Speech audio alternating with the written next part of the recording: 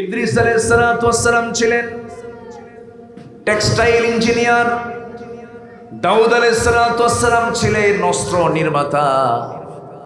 এরকম করে এই পৃথিবীতে সমস্ত আধুনিকতা, সমস্ত কিছু জ্ঞান বিজ্ঞান এসেছে নবীদের মাধ্যমে। কিন্তু নবীদের এই পৃথিবীতে আসার একটাই মিশন ছিল, সেটা হলো এই জমিনে তারা আল্লাহর দ্বীন কায়েমের জন্য চেষ্টা করেছেন, সংগ্রাম করেছেন।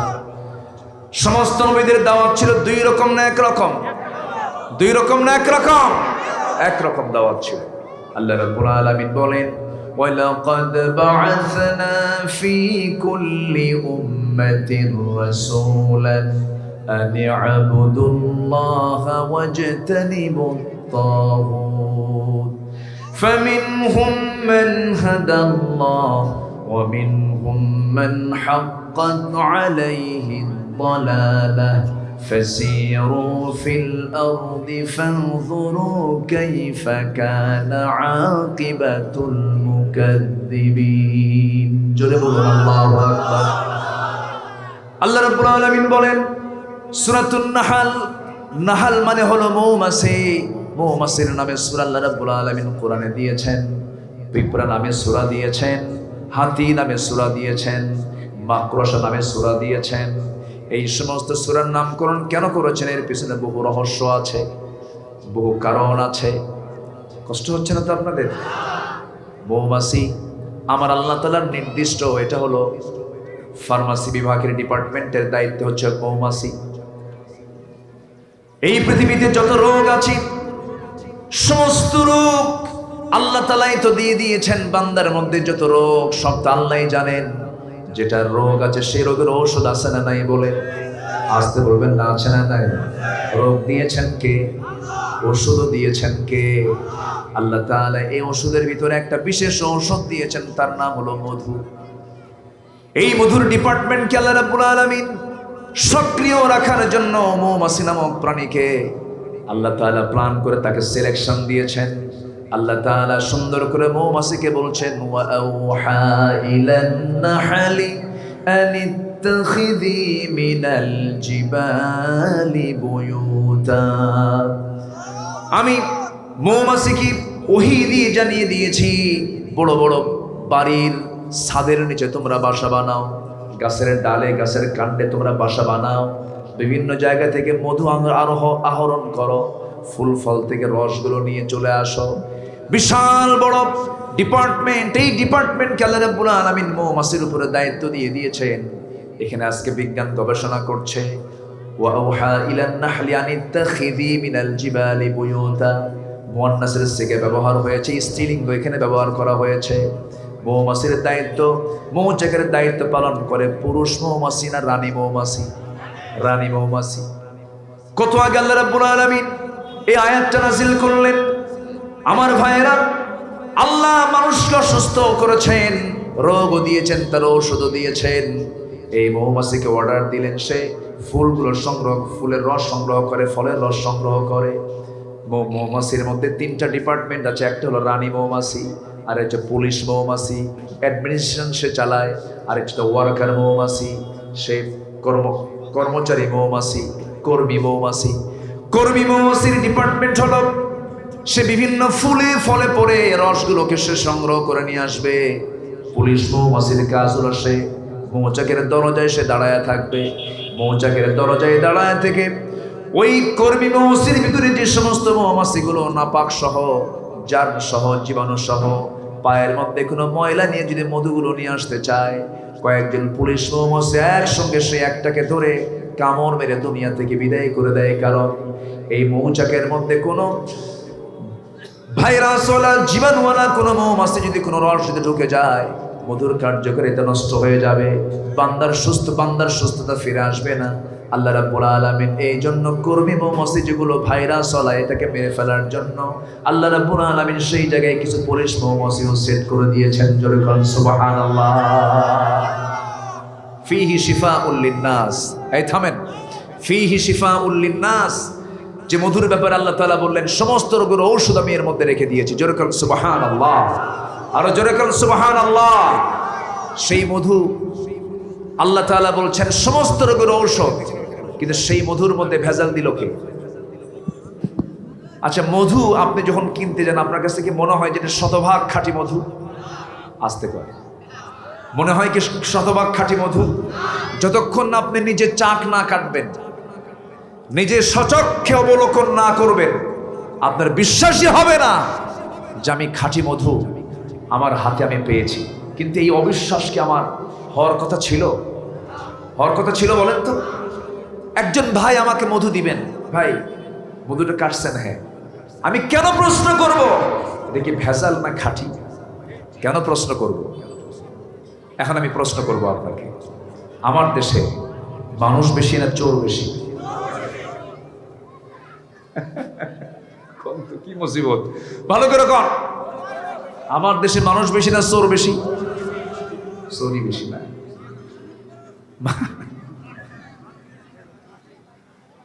ওই যে মুরব্বী রাগ করে বলতেছে 100 ভাগ, ওই যে মুরব্বী একজন বলতেছে মানুষ কোথায়? আমি কিন্তু শুরু করেছি একটা কথা দিয়ে, লোকমানের মর্যাদা বেড়েছে কি আমল করার কারণে? বলেন কি কথা বলার কারণে? বলেন। সব নির্যাস কিন্তু এই কথার মধ্যে আছে। আমি লাইনে আসবো, একটু আমাকে সময় দেন, কেউ নড়াচড়া করবেন না। এই কোরআনের মাহফিলে যদি কেউ আল্লাহর আদালতে বেয়াদব মানে বেয়াদব হিসেবে যদি আখ্যা পান, তার কিন্তু বড় মুসিবত আছে। এটা কোরআনের মাহফিল, কথা বোঝেন নাই? আল্লাহর আদালতে যদি এই মাহফিলে যদি আপনার যদি বেয়াদবি প্রকাশ পায়, প্রমাণ হয়ে যায়, তাহলে কিন্তু সমস্যা। কেউ উঠবেন না, সবাই বসেন। খুব যদি মেজর প্রবলেম হয় একটু নখটা উঁচু করবেন, বিশেষ কারণ যদি হয় সেটা ভিন্ন কথা। আজান হবে, এই 2-1 মিনিটের মধ্যে আজান শুরু হয়ে যাবে। আশপাশ থেকে হয়তো আজান আমার কানে আসবে, নামাজও পড়ব, এই জায়গায় পড়ব। কেউ তো জোরে ইনশাআল্লাহ বললেন না? জোরে বলি ইনশাআল্লাহ। এখন আমার হাতে প্রায় 45 থেকে 50 মিনিট সময় আছে। কেউ নড়বেন না, সবাই বসবেন। আমি কথা শুরু করেছি, এটা শেষ ফিনিশিং দেব। ক্লাস শুরু হয়েছে, মাঝামাঝি ক্লাস থেকে উঠে যাওয়া এটা কিন্তু শিষ্টাচার বহির্ভূত কাজ। আমরা বসবো, জোরে বলি ইনশাআল্লাহ। কষ্ট নেবেন না কেউ। তাহলে মধু দিয়েছেন কে আর ভেজাল বানায় দিল কে? তাহলে আল্লাহর দোষ না বান্দার দোষ? বলেন আল্লাহর দোষ না বান্দার দোষ? বান্দার দোষ। সম্মানিত ভাইয়েরা, আল্লাহ কি দেননি? সব দিয়েছেন, এমন কিছু নাই তিনি দেননি, সব কিছুই তিনি দিয়েছেন। এই মৌমাছি আল্লাহ তাআলা আমার আপনার উপকারের জন্য দিলেন, তুমি মধু খাও। এই আয়াত থেকে ওয়াউহা ইলান নাহলি, এই নাহল থেকে সূরার নামকরণ করা হয়েছিল সূরাতুন নাহল। আল্লাহ তাআলা এখানে বলছেন আমি প্রত্যেক উম্মতের জন্য, প্রত্যেক জাতির জন্য আমি একজন করে নবী পাঠিয়েছি, রাসূল পাঠিয়েছি। প্রত্যেক উম্মতের জন্য লিকুল্লি কওমিন হাদ, এমন কোন কওম ছিল না যে কওমের জন্য আল্লাহ তাআলা হাদ পাঠান নাই, পথ প্রদর্শক পাঠান নাই, নবী পাঠান নাই। সবার জন্য, সব গোত্রের জন্য নবী পাঠিয়েছেন। তিনি কে? আসতে বলবেন না কে? আল্লাহ তাআলা। সব নবীর দাওয়াত ছিল 2 না 1? আসতে বলবেন না 2 না 1? সে দাওয়াতটা ছিল হলো মূল একটাই কালিমা। সবাই বলেন, আদমের কালিমা ছিল লা ইলাহা ইল্লাল্লাহু আদামু সফিয়ুল্লাহ, লা ইলাহা ইল্লাল্লাহু ইব্রাহিমু খলিলুল্লাহ, লা ইলাহা ইল্লাল্লাহু মুসা কালিমুল্লাহ, লা ইলাহা ইল্লাল্লাহু ঈসা রূহুল্লাহ। আওয়াজ দিয়ে আমার সঙ্গে বলেন, আমার কালিমা হলো লা ইলাহা ইল্লাল্লাহু মুহাম্মাদুর রাসূলুল্লাহ সাল্লাল্লাহু আলাইহি ওয়াসাল্লাম। সকল নবীর দোয়া, সকল নবীর দাওয়াত, সকল নবীর কালিমা 2 না 1? 2 না 1? শুধু শরীয়তের কিছু বিধিবিধান সময়ের প্রয়োজনে একটু চেঞ্জ হয়েছে, কিন্তু মূল স্পিড কিন্তু একটাই, মূল নীতি কিন্তু একটাই। যেরকম আগে পর্দার বিধান এমন ছিল না যা এখন করা হয়েছে রাসূলের সময় থেকে। যেমন আদম আলাইহিস সালামের সময় পৃথিবীতে কোনো মানুষ ছিল না, পৃথিবীতে পরিবার কয়টা ছিল তখন? একটা। ওই মা হাওয়ার গর্ভ থেকে সন্তান জন্ম হতো, একটা ছেলে একটা মেয়ে জমজ করে। তো আল্লাহ তাআলা অর্ডার দিয়েছিলেন ভাই বোনই বিয়ে হবে, কিন্তু এক পক্ষের ভাই আরেক পক্ষের বোন, পরের বার জন্ম নেওয়া বোন আর আগের বার জন্ম নেওয়া ভাই, এরকম করে মানে ভাই বোন তাদের মধ্যে বিয়েটা জায়েজ ছিল। কিন্তু সেই সময়ের অবস্থা অনুযায়ী এছাড়া কি কোনো উপায় ছিল? এখন কি যদি কেউ নিজের ভাই তার বোনকে বিয়ে করতে চায় হবে? আসলে হবে না। তাহলে অবশ্যই প্রয়োজনের পরিপ্রেক্ষিতে আল্লাহ তাআলা শরীয়তের কিছু কিছু মূলনীতি আল্লাহ তাআলা এখানে সংযোজন করেছেন, নতুন করে দিয়েছেন। এটা ফায়সালা কার? আসতে বলবেন না কার? এটা সর্বশেষ ঠেকেছে হলো এই কিতাবের কাছে এসে। একদম প্রথম কিতাব থেকে শুরু করে নিয়ে রাসূলের কিতাব, রাসূলকে যে কিতাব দেওয়া হয়েছে কোরআন, এই কোরআন পর্যন্ত মূল যে দাওয়াত এক, কিন্তু বিধিবিধান শরীয়তের কিছু নীতিমালা চেঞ্জ করেছেন প্রয়োজনের পরিপ্রেক্ষিতে। কে? আর কি কোরআন চেঞ্জ হওয়ার সুযোগ আছে? আসতে বলবেন না আছে? কিয়ামত পর্যন্ত কি প্রয়োজন আছে? না। এটা কিয়ামত পর্যন্ত ব্যালেন্স করেছেন তিনি কে? আসতে বলবেন না তিনি কে? সূর্য দিয়েছেন কে? সূর্য কি চেঞ্জ করা লাগবে? সূর্যের কোনো পরিবর্তন করার দরকার আছে? আকাশ বানিয়েছেন কে? আকাশের কি চেঞ্জ করার কোনো দরকার আছে? যেমন আকাশ পরিবর্তন হবে না, সূর্য যেমন পরিবর্তন হবে না, ঠিক কিয়ামত পর্যন্ত কোরআনে কারীমের মধ্যে একটা নক্তা ঢুকানোর ক্ষমতা কেউ রাখতে পারে না। এবং কোরআন বিরোধী কোনো আইনও কেউ রচনা করলে আল্লাহ তাকে ধরে ফেলবেন। ঠিক কিনা? কে ধরে ফেলবেন? আল্লাহ ধরে ফেলবেন। এখন লাইনে আসে, আল্লাহ তাআলা প্রত্যেক রাসূলকে, প্রত্যেক উম্মতের জন্য আল্লাহ তাআলা রাসূল পাঠিয়েছেন। তাদের দাওয়াত ছিল একরকম। কি দাওয়াত ছিল? আল্লাহ রাব্বুল আলামিন বলেন, ওয়ালাকাদ বা'আসনা ফি কুল্লি উম্মাতির রাসূলান আন ই'বুদুল্লাহা ওয়াজতানিবুত তাগুত। আমি অবশ্যই প্রত্যেক জাতিকে একজন রাসূল প্রেরণ করেছি। তাদের দায়িত্ব ছিল একটাই দাওয়াত ছিল তাদের, তোমরা আল্লাহর দাসত্ব করো এবং পরিহার করো তাগুতকে। তাদের মধ্য থেকে আল্লাহ কাউকে হেদায়েত দিয়েছেন, তাদের মধ্য থেকে কারো উপর পথভ্রষ্টতা সাব্যস্ত হয়েছে। অতএব তোমরা জমিনে বিচরণ করো, তোমরা দেখে নাও আমার আইনকে, আল্লাহর বিধানকে যারা অস্বীকার করেছিল তাদের পরিণতি কি হয়েছে। নমরুদের নাম কি আমরা শুনি নাই? শুনছি কিনা বলেন? ফিরআউনের নাম? তারা এখন কোথায় আছে? দুনিয়াতে আছে? তারা দুনিয়াতে আছে। আসল ফেরাউনটা, যেটা নাম ফেরাউন ছিল, এখন তো তাজা ফেরাউনও আছে, নাই যে তা না, তারা আছে। ঠিক আছে, আপনাদের উত্তরও ঠিক আছে।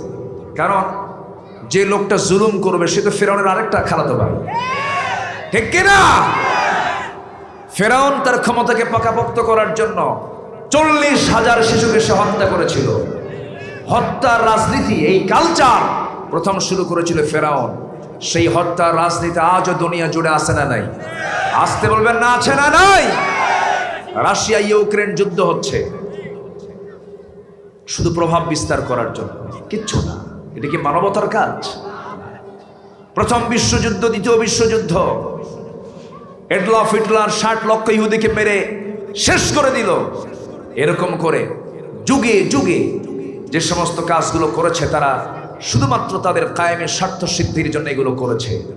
সম্মানিত ভাইয়েরা, সম্মানিত বন্ধুগণ, আল্লাহ তাআলা বলছেন যে এই ইতিহাসগুলো তোমার বিচরণ করো আর শিক্ষা নাও। কিন্তু আমি তোমাদেরকে বলছি সকল নবীর দাওয়াত দুই রকম না এক রকম।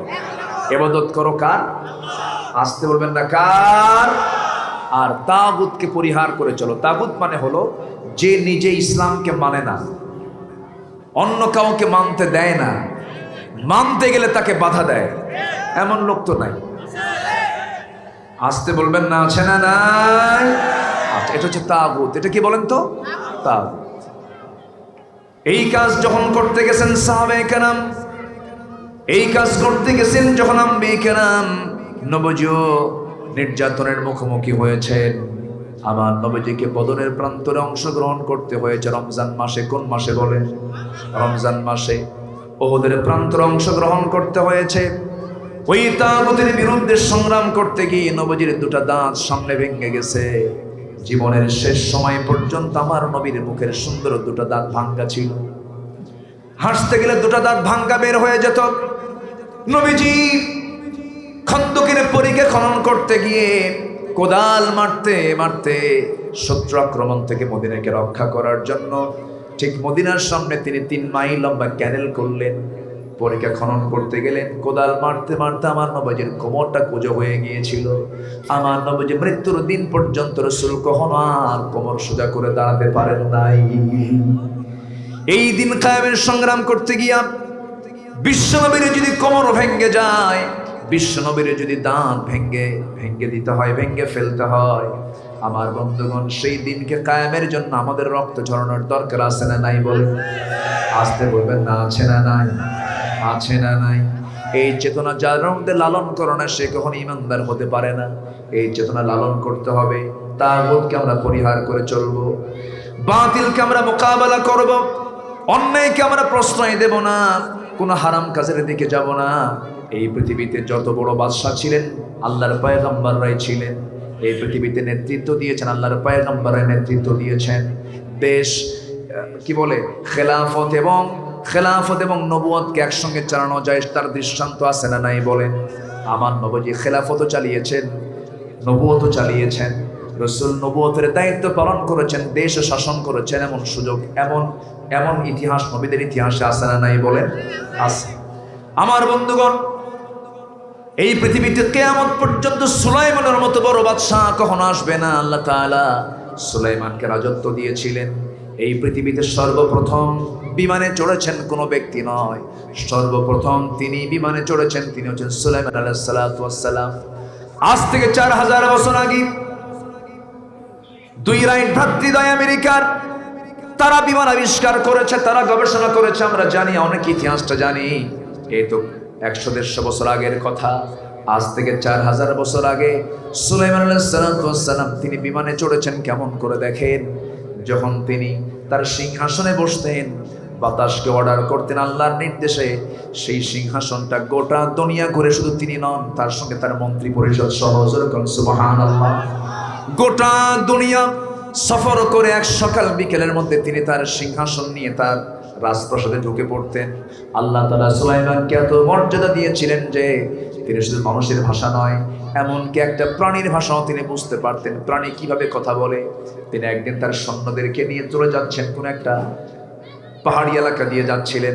সেই পাহাড়ি এলাকা দিয়ে যাওয়ার সময় পিঁপড়ার একটা দল, সেই দলের দলপতি পিঁপড়া তার জনগণকে লক্ষ্য করে বলছে, হে আমার জনগণ শোনো, তাড়াহুড়ো করে তোমরা গর্তের মধ্যে ঢুকে যাও, কারণ সুলাইমান তার বাহিনী নিয়ে আসতেছে, তাদের পায়ে পদপিষ্ট হয়ে তোমরা মারা যাবে। তোমরা তাড়াতাড়ি উদখুলু মাসাকিনাকুম, এগুলো আমার কথা না, আল্লাহর কথা। উদখুলু মাসাকিনাকুম, ঘরের মধ্যে ঢুকে যাও, গর্তের মধ্যে ঢুকে যাও। সুলাইমানের বাহিনী আসতেছি। পিঁপড়া তার জনগণকে লক্ষ্য করে, কর্মীদেরকে লক্ষ্য করে এই কথাটা বলল। পৃথিবীর কোনো মানুষ তো শোনে না এই সমস্ত কথাগুলো, কিন্তু শুনতে পেয়েছেন যে পয়গম্বর, সেই পয়গম্বরের নাম কি? শুনতে পেলে পিঁপড়ার ওই লিডারকে হাতের মধ্যে তুলে বললেন, ফাতাবাসসামা দাহিকান, কোরআন বলছে। উনি মুস্কি মুস্কি হাসি মারলেন, তার কথাও বুঝলেন। মানে পিঁপড়ার রাজা, এদিকে জনগণের রাজা, 2 নেতা কথোপকথন হচ্ছে। মানতিকাত তাইর, তাদের রাজত্ব শুধু মানুষের মাঝে ছিল না। সুলাইমান তিনি নিজে জিনদেরকে অর্ডার দিয়ে বাইতুল আকসা নির্মাণ করেছেন। আল্লাহু আকবার বলবেন না? যে বাইতুল আকসা আজকে অবরুদ্ধ করেছে ইহুদির বাচ্চারা, সেই বাইতুল আকসার যে প্রতিষ্ঠা, এই প্রতিষ্ঠার শুরুতে যে নবী কাজ করেছেন, সেই নবীর নাম কি বলেন? আবার বলেন, সেই নবীর নাম কি? সুলাইমান আলাইহিস সালাম, তিনি এই বাইতুল আকসা নির্মাণ করেছেন। আজকে সেই বাইতুল আকসা অবরুদ্ধ হয়ে আছে। মুসলমান, তুমি নাকে তেল দিয়ে ঘুমাচ্ছ, সালাউদ্দিন আইয়ুবীর ভূমিকা তোমাকে রাখতে হবে। সামনের সময়টা আরো ভয়াবহ হয়তো হতে পারে। গোটা পৃথিবীর তাগুতি শক্তি সব এক হয়ে যাচ্ছে। নিউ ওয়ার্ল্ড অর্ডার বর্তমান পৃথিবীর চাহিদা হলো মুসলিম শক্তিকে এক হওয়া, ঠিক কিনা বলেন? আজকে 56টি মুসলিম রাষ্ট্র পৃথিবীতে থাকার পরেও, 180 কোটি মুসলমান থাকার পরেও, প্রতি 4 জনে 1 জন মুসলমান থাকার পরেও, প্রাকৃতিক সম্পদ মুসলমানদের হাতে বেশি থাকার পরেও আজকে গোটা পৃথিবীতে সবচেয়ে নির্যাতিত জাতির নাম কি? নির্যাতিত জাতির নাম কি? কেন? এর কারণ হলো আমরা মুসলমান ইসলাম ধরেছি না ছেড়েছি? ইসলাম ধরেছি না ছেড়েছি? ইসলাম ছেড়ে দিয়েছি। আমরা ইসলামটাকে আঁকড়ে ধরবো। জোরে বলি ইনশাআল্লাহ, আর জোরে বলি ইনশাআল্লাহ। সম্মানিত ভাইয়েরা, সম্মানিত বন্ধুগণ, যেদিন মুসলমান ইসলাম থেকে ছিটকে পড়েছে সেই দিনে মুসলমান মায়ের খাওয়া শুরু হয়েছে। এই তো কয়েকদিন আগেই তো বলবো আমি, সাইয়েদনা ওমর ফারুক রাদিয়াল্লাহু তাআলা তিনি রোম পারস্য শাসন করেছেন, গোটা পৃথিবীর নেতৃত্ব তিনি দিয়েছেন। কেন জানেন?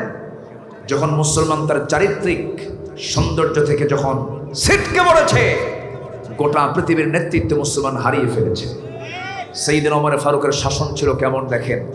তিনি রাষ্ট্রের পক্ষ থেকে 1 বোতল মধু পেলেন, 1 বোতল মধু পেলেন। সেই মধু তিনি আনলেন, এনে বউকে ডাক দিয়ে বলেন, বউ আমার, এই যে 1 বোতল মধু আছে, আমি সহ আরো 4 প্রতিবেশী, মোট 5 জন, সুন্দর করে বোতলটা তোমার হাতে দিলাম, ভাগ করে সমান সমান করে আমরা 1 অংশ নিয়ে 4 অংশ এই প্রতিবেশীর হাতে বন্টন করে দিয়ে আসো। বউয়ের হাতে দেওয়ার পরপরই আবার বলছেন, বউ রাগ করো না, আমি তোমাকে বন্টন করতে দেব না, আমার হাতে দিয়ে দাও। বলেন তো এই আচরণ যদি কোনো স্বামী তার স্ত্রীর সঙ্গে করে, মন কি ভালো হওয়ার কথা না খারাপ হওয়ার কথা? মন খারাপ করলেন, কিন্তু উনি কিছু বললেন না। বোতলটা নিয়ে প্রতিবেশীর কাছে গেলেন, প্রতিবেশীকে বললেন, প্রতিবেশী আমার, মধুটা ভাগের দায়িত্ব তোমাকে দিলাম, 5 ভাগে ভাগ করে 1টা ভাগ আমাকে দিবা, বাকি 4 ভাগ তোমার প্রতিবেশী নিয়ে নিবা, কোনো যেন কম বেশি না হয়। তার অংশের মধু তিনি হাতে করে নিয়ে এসে বউয়ের সামনে দাঁড়িয়ে বলছেন, বউ আমার, আমি তোমাকে খুব ভালোবাসি, আমি তোমাকে সম্মান করি, আমি তোমাকে শ্রদ্ধাও করি, তুমি আমার স্ত্রী, তুমি আমার সন্তানগুলোর মা, সন্তানদের মাকে তো সম্মান জানাতেই হয়, সাবাস। আমি তোমাকে শ্রদ্ধার চোখে দেখি, কথা বলি, কিন্তু আমাকে মাইন্ড করবে না, আমি তোমার হাত থেকে মধুর বোতল নিয়েছি, আমি তোমাকে সন্দেহ করি নাই, কিন্তু মধু যে ভাগ করতে দেব আমি তোমাকে, তখন আমার একটা কথা মনে হয়েছে, এই মধু ভাগের দায়িত্ব আমি তোমারে দিলাম, কিন্তু মধু তুমি সমানভাবেই ভাগ করলা। কিন্তু মধু তো তরল জিনিস, মধু তো লিকুইড, এই তরল জিনিস তুমি যখন ভাগ করতে যাবে তোমার হাত দিয়ে তো ভাগ করতে হবে। সেই ভাগ করতে গিয়ে কিছু মধু সমান সমান হলো, কিন্তু তোমার হাতে তো 1 ফোঁটা হোক, 2 ফোঁটা হোক, 3 ফোঁটা হোক মধু লেগে যাবে। এতটুকুন মধু আমাদের ভাগে বেশি আসুক এটা চাই নাই মনে করে মধু ভাগের দায়িত্ব দিয়েছি আমি অন্যের কাঁধে। যেরকম সুবহানাল্লাহ। কার ভয়? আসতে বলবেন না, কার ভয়? আরো জোরে বলেন, কার ভয়? আল্লাহর ভয়। একটু মনোযোগ দিয়ে কথাগুলো শোনেন। ওমরে ফারুকের নাম যখন চলে আসলো, আরেকটা বিষয়ে কথা বলি। ওমরে ফারুক রাদিয়াল্লাহু তাআলা আনহু তিনি রাষ্ট্রের দায়িত্ব পালন করছেন। রাষ্ট্রের কিছু খাবার অন্য দেশ থেকে এসেছে, 1 কার্টন ভরা আপেল এসেছে, অথবা কি বলে খেজুর এসেছে, 2টা বর্ণনা পাওয়া যায়। সেই খেজুরের কার্টন থেকে একটা খেজুর ছোট্ট ছেলে মুখের মধ্যে তুলে নিয়েছে। সাইয়েদনা ওমর ফারুক রাদিয়াল্লাহু আনহু সেই সময়ের সঙ্গে সঙ্গে তার মুখের মধ্যে হাত ঢুকায় দিলেন। হাত ঢুকায় দিয়া আঙ্গুরটা বের করে নিয়ে বলছেন, তুই তোর মার কোলে চলে যা, এই আঙ্গুর তোর খাওয়া যাবে না। মার কাছে গিয়ে চিৎকার মেরে মেরে কান্দার বলে, আব্বা আমার মুখের ভিতর থেকে সে খেজুর আঙ্গুল ঢুকায় দিয়ে খেজুরটা তুলে নিয়ে আসছে, আমাকে খেতে দেয় নাই। সাইয়েদনা ওমর ফারুক রাদিয়াল্লাহু তাআলা আনহু ঘরের মধ্যে যখন ঢুকলেন, স্ত্রী বলছেন, স্বামী আমার, আমরা তো আমাদের অংশে কিছু খেজুর পাবোই। ছোট্ট একটা বাচ্চা খেজুর মুখের মধ্যে নিয়েছে, আপনি জোর করে খেজুরটা বের করে রাখলেন কেন? আমরা নয় একটা খেজুর কমই নিতাম। সাইয়েদনা ওমর ফারুক বলছেন, আমার স্ত্রী, এটা ঠিক আছে, কিন্তু যে খেজুর সে মুখের মধ্যে নিয়েছে আমি আমার অংশ ওই খেজুরটাই পাবো, তার গ্যারান্টি কি? আল্লাহু আকবার। ইয়াদিলু হুয়া আকরাবু লিত্তাকওয়া, ইন্নাল্লাহা ইয়া'মুরু বিল আদল والإحسان وإيتاء ذي القربى وينهى عن الفحشاء والمنكر والبغي। আমার বন্ধুগণ, সাইয়েদনা আলী শীতের রাত, হাজার হাজার রাষ্ট্রের কম্বল পাশে পড়ে আছে, কিন্তু আলী শীতের মধ্যে থরথর করে কাঁপতেছেন। বলা হলো, আলী এতগুলো হাজার হাজার কম্বল থাকতে মুসলমানদের লিডার আলী থরথর করে কাঁপে, একটা কম্বল হাতে নিয়ে গায়ে দিতে পারেন, এতে সমস্যা কোথায়? সাইয়েদনা আলী বলছেন, শোনো, আমার ভাগে একটা কম্বল পাবো, কিন্তু ভাগ তো বন্টন হয় নাই, বন্টিত হয় নাই। যে কম্বলটা গায়ে দেব সেই কম্বল আমার ভাগে আসবে, তার গ্যারান্টি কি? এই জন্য আমি কম্বল হাতে নেই নাই। যেরকম সুবহানাল্লাহ, আরো যেরকম সুবহানাল্লাহ। ওমরে ফারুকের ছেলে ঘোড়া কিনেছেন, ছোট ঘোড়া কিনে বড় করে বিক্রি করবেন, লাভ করবেন। ঘোড়া ছোট্ট একটা কিনে এনে মোটা তাজাকরণ করতেছেন, কিন্তু ঘাসটা খাওয়াচ্ছেন রাষ্ট্রের জায়গার ঘাস খাওয়ায় ঘোড়া যখন বড় করেছেন, ওমরে ফারুক কোনোদিন কিছু বলেন নাই ছেলেটাকে। ঘোড়া বিক্রি করতে গেছে যেদিন, সেদিন তিনি বাইরে গেলেন না, তিনি দরজায় দাঁড়ায় থাকলেন, আমার ছেলে আগে আসুক। ঘোড়া বিক্রি করে যখন সে বাড়িতে ফিরতেছে, সামনে দাঁড়ায় বলছে, বাজান ঘোড়াটা কই? ঘোড়া তো বিক্রি করে আসছি। কত টাকা দিয়ে কিনছিলাম, কত টাকা দিয়ে বিক্রি করলা বলো? এত টাকায় কিনছিলাম, এত টাকায় বিক্রি করেছে, লাভ হয়েছে কত? এত টাকা। এখন প্রশ্ন হলো, আমার সন্তান, রাগ করো না, তুমি যে ঘাসগুলো খাওয়াইছো সেই ঘাসটা তোমার বাবার জায়গার ঘাস না, রাষ্ট্রের জায়গার ঘাস। রাষ্ট্রের টাকা জমা দে। সুবহানাল্লাহ বলবেন না? এখন তো এরকম শাসন চলছে গোটা দুনিয়া জুড়ে, তাই না? এরকম কিছু আছে? আমরা এগুলো থেকে ছিটকে পড়েছি, আমরা আজকে নির্যাতিত হচ্ছি, ঠিক কিনা বলেন? সম্মানিত বন্ধুগণ, এরকম অসংখ্য নজির আছে ইসলামের ইতিহাসে। ভারতের শ্রী মহাত্মা গান্ধী বলেছিলেন ঊনবিংশ শতাব্দীতে, ওনার শাসনামলে বলেছিলেন, অশান্ত পৃথিবীকে শান্ত করার জন্য মুসলমানদের একটা অমর বর্তমান পৃথিবীতে দারুণ দরকার। জোরে বলি আল্লাহু আকবার। এগুলো কেন হয়েছে জানেন? বান্দার মধ্যে ছিল কার ভয়? আসতে বলবেন না, কার ভয়? তারা বিচার করেছেন ব্যক্তি দেখে না কোরআন দেখে? তারা বিচার রায় দিয়েছেন গোষ্ঠী দেখে, বংশ দেখে না আইন দেখে? আইন দেখে। এখন বিচার হয় কি দিয়া? ক্ষমতা দেখে। মাইট ইজ রাইট, জোর যার মূল্য তার। সুলাইমান ছিলেন একজন বিচারপতি। বিচারপতি কাকে বলে? বাবাও ছিলেন শাসক, সন্তানও ছিলেন শাসক, কেউ কম না। দাউদ আলাইহিসসালামের হাতে যখন লোহা আসতো, লোহাটা কাদার মতো নরম হয়ে যেত। তার ছেলে সুলাইমানের হাতে যখন তামা আসতো, তামাটা কাদার মতো নরম হয়ে যেত। আল্লাহ তাআলা তাদেরকে এই ক্ষমতা দিয়েছেন। চরম শক্তিশালী ব্যক্তি ছিলেন আল্লাহর পয়গম্বররা। তো সুলাইমান আলাইহিসসালামের কাছে মাঝে মাঝে বিচার আসতো। বাবার কাছে আগে আসলে সেই বিচারটা আবার সুলাইমান শুনতেন, যদিও ছেলে। একদিন এক বিচার নিয়ে আসছে, এক বেচারি জমির ক্ষেতে ছাগল লেগেছে। তো ছাগল জমি খাইছে, জমি নষ্ট হয়ে গেছে, আবাদ নষ্ট হয়ে গেছে। সাইয়েদনা দাউদ আলাইহিস সালাম বললেন, কেমন ক্ষতি হয়েছে? ওই ছাগলগুলো বিক্রি করলে যে টাকাটা আসবে, এই পরিমাণ তার সম্পদের, তার আবাদের ক্ষতি হয়ে গেছে। সাইয়েদনা দাউদ বললেন, তাহলে যার জমি তাকে ছাগলগুলো বুঝায় দাও। ছাগলওয়ালাকে বলেন, তোমার ছাগলগুলো জমিওয়ালাকে বুঝায় দাও। এই রায় নিয়ে বের হয়েছেন। তার ছেলে সুলাইমান আলাইহিস সালাম বললেন, কি রায় দিল আব্বা? আপনার আব্বা এই রায়টা দিয়েছে। যে বলেন, আব্বা আপনি কিছু মনে করবেন না, আমি একটু সংশোধনে দিতে চাই। কি সংশোধন? দেখেন, যেহেতু ছাগলটা সে পেয়ে যাচ্ছে, আর জমি তো লস হয়ে গেছে, ক্ষতি হয়ে গেছে, তো জমির শস্যের যেহেতু সে আবাদটা ছাগলের মধ্য দিয়ে পেয়ে গেল, মাঝখান থেকে এই ছাগলওয়ালার তো কিছুই হলো না, সে তো ক্ষতিগ্রস্ত হয়ে গেল। অতএব সে তার ওই জমিটা আবাদ করতে থাকবে। আলহামদুলিল্লাহ বলবেন না? আবাদ করতে করতে যখন সে তার ছাগল থেকেও সে উপকৃত হোক, তার জমি থেকে সে উপকৃত হোক, তা আবাদ করে করে সে লাভ, কিছু আয় ইনকাম হবে। আগের পর্যায়ে যে জমিটার যা আগের যা হালতটা ছিল, সেই হালত পর্যন্ত সে এটা চাষাবাদ করবে, আর তার ছাগল সে খাবে, দুধ খাবে, এটাকে ছাগল পালটাকে সে পরিচর্যা করবে, তার জমি পরিচর্যা করবে। যখন এটা একটা লেভেলে চলে আসবে, তখন এটা আবার তারা বিনিময় করে নেবে। দাউদ বললেন, আমার কলিজার টুকরা সন্তান, তোমার রায়টাই সঠিক। জোরে বলেন সুবহানাল্লাহ। তারা, আমাদের নবীরা তো বিচারক ছিলেন, সঠিক ব্যক্তির হাতে যদি বিচার না যায় কোনোদিন শান্তি আসতে পারে না, ঠিক কিনা? শান্তি আসতে পারে না। সম্মানিত ভাইয়েরা, সম্মানিত বন্ধুগণ, এরকম করে অসংখ্য বিচারের নজির আছে সুলেমানের জীবনে। একদিন দুটো মহিলা একই ঘরের মধ্যে সন্তান ডেলিভারি হয়ে গেছে। তো সন্তান ডেলিভারি হয়েছে একজনের ছেলে একজনের মেয়ে।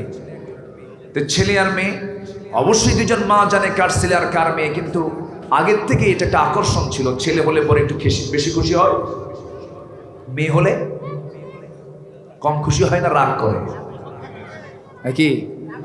রাগ করে। আপনি রাগ করছেন? রাগ করেন নাই? আল্লাহ আমাকে 4টা মেয়ে দিয়েছেন।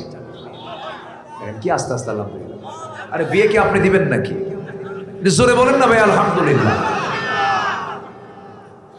মেয়ের সন্তান হলে পরে মন খারাপ করে কেন? কেন আপনি মন খারাপ করবেন? মন খারাপ করা যাবে না। ছেলে হোক মেয়ে হোক, বলতে হবে কি? আরো জোরে, আরো জোরে, আরো জোরে। যদি ছেলে হয়, বাবার হুঙ্কারি আলাদা, কি হয়েছে, খবর কি তোমার বইয়ের? ছেলে আওয়াজই আলাদা। আর যদি হয় মেয়ে, কি হয়েছে? মেয়ে মনে এখন হার্ট স্ট্রোক করে পড়বে। আচ্ছা জি, দোয়া করবেন। জি না, ঠিক আছে, ঠিক আছে। আমি কি শেষ করে দেব? আর কিছুক্ষণ চালাই? জোরে বলি ইনশাআল্লাহ। একটু বসে। সন্তান ছেলে হোক মেয়ে হোক বলে ফেলতে হবে। জোরে বলেন, এটা কার ফয়সালা? কার ফয়সালা? আমার এক মুসল্লি ছিল, মসজিদে জুমার নামাজ পড়তেন আমার পেছনে। এই ওটাকে ধরেন তো, যে উঠতেছে কেন? এই বসেন, বসেন, আমার দিকে তাকায়। হ্যাঁ হ্যাঁ, থামেন থামেন, বলতেছি তো কথা। জি, আমার ওয়াজ করতে দেন তো। এখন সেই মুসল্লির 7টা মেয়ে। কয়টা মেয়ে? 7টা মেয়ে। তো বলতেছে, হুজুর 7 মেয়ে হওয়ার পর আমার স্ত্রীর গর্ভে আবার বাচ্চা আসলো। গোটা গোষ্ঠী আমার বাড়িতে এসে শুধু ধমক মারে। লজ্জা নাই, শরম না? আর কত নিবা সন্তান? 7 মেয়ে হয়ে গেছে। আমি কিছু বললাম না। এবার সন্তান যেদিন ডেলিভারি হবে, হুজুর সেদিনও দেখি আমার মেয়েটাই হয়েছে আরেকটা। তো সন্তান মোট কয়টা হয়েছে? 8টা। এবার আবার মেহমানরা, আমার যত আত্মীয় সব বাড়িতে উঠে এসে বলতেছে, শোনো, যা করছো করছো, আর বাচ্চা নেওয়ার দরকার নেই, সন্তানের নাম রেখে দাও, ইতি, সমাপ্তি, আর না চাই না। কথা বোঝেন নাই? তো হুজুর আমাকে যখন এই জাতীয় কথা বললো, আমি তো আমার 7 মেয়ে, আমি কোনোদিন মন খারাপ করিনি। আরেকটা হয়েছে, আমি আরো খুশি। আমি হেডমাস্টার মানুষ, উনি বলেন আমি হেডমাস্টার মানুষ, আমি বুঝি তো, আমি শিক্ষিত মানুষ, আমি খুশি। তোরা যখন বললো নাম রাখতে হবে ইতি, সমাপ্তি, আর না চাই না, আমি একটা নামও পছন্দ করি, আমি নাম রেখে দিয়েছি আশা, মানে আরো আসো।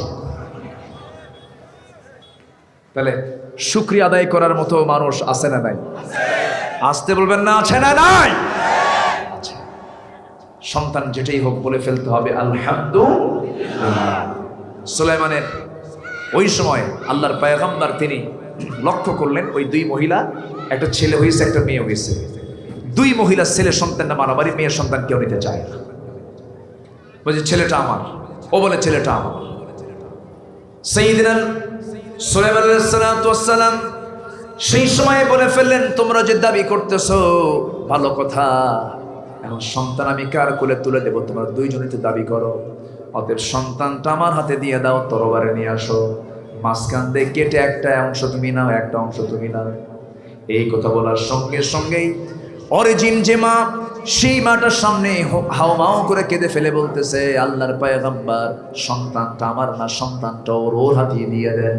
সুলাইমান বললেন, না রে না, সন্তান তোর, তার বড় প্রমাণ তুই সন্তানটাকে জীবিত দেখতে চাস।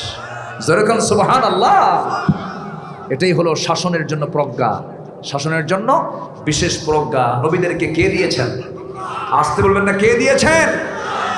এক বিচারপতি এক নারীকে বিয়ের প্রস্তাব দেয়। এক বিচারপতি সুলাইমানের সময় এক নারীকে বিয়ের প্রস্তাব দেয়, তিনি প্রস্তাবে নাকচ করেন।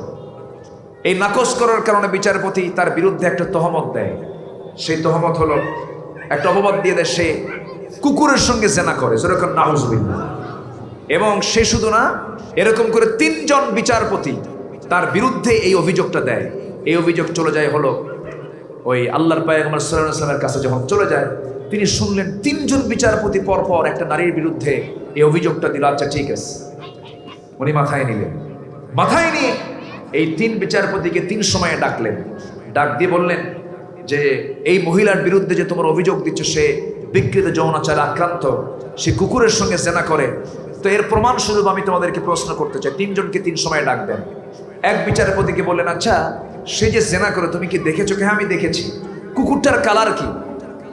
বলে কুকুরটার কালার লাল। আরেক বিচারপতিকে ডাক দিলেন, এসে বললেন, তুমি কি দেখছো? হ্যাঁ। কালার কি? সাদা। আরেকজন বলছে আরেকটা কালার। 3 জন কয় কালার কইছে? 3 কালার। 3 জন বিচারপতিকে বরখাস্ত করে বললেন, ওই মহিলার কোনো দোষ নাই, এই 3টারই দোষ, এদের মধ্যে ষড়যন্ত্র লুকানো আছে। জোরে কেন আল্লাহু আকবার। এই প্রজ্ঞাগুলো আল্লাহ তাআলা নবীদেরকে দিয়েছেন। সেই শাসন করার জাতি আজকে মুসলমান শাসিত, ঠিক কিনা? সেই জায়গায় যাওয়ার জন্য আমাদের সমস্ত পথ ছেড়ে আমাদের পথ ধরতে হবে কার? ইবাদত করতে হবে কার? আগামী রমজান মাস আমাদের বিজয়ের মাস, বদরের মাস, কোরআন নাজিলের মাস। আমি সবাইকে উদাত্ত আহ্বান জানাবো, আমরা সব কিছু দেখে ফেলেছি। 71 থেকে 2024 সাল, 47 থেকে 1971 সাল, বহু বিজয় আমরা দেখলাম, সব দেখা শেষ। আগামীর দেশ আমরা দেখতে চাই কোরআনের দেশ। রাজি আছেন কারা কারা? হাত উঁচু করে দেখান মুসলমান।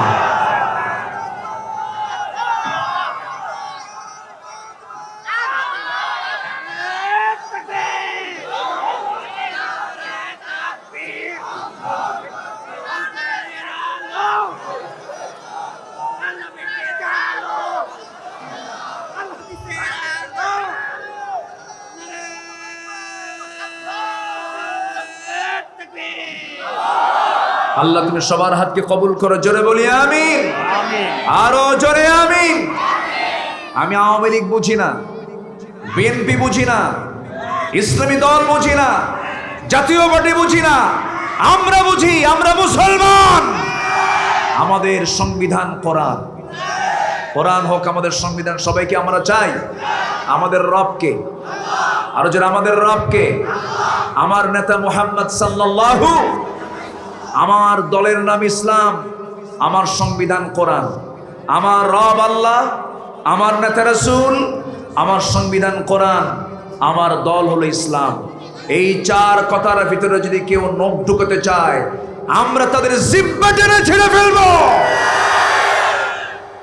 দেখলাম তো সব কিছু, সব দেখেছি আমরা, শুধু ভণ্ডামি ছাড়া কিছু পাইনি।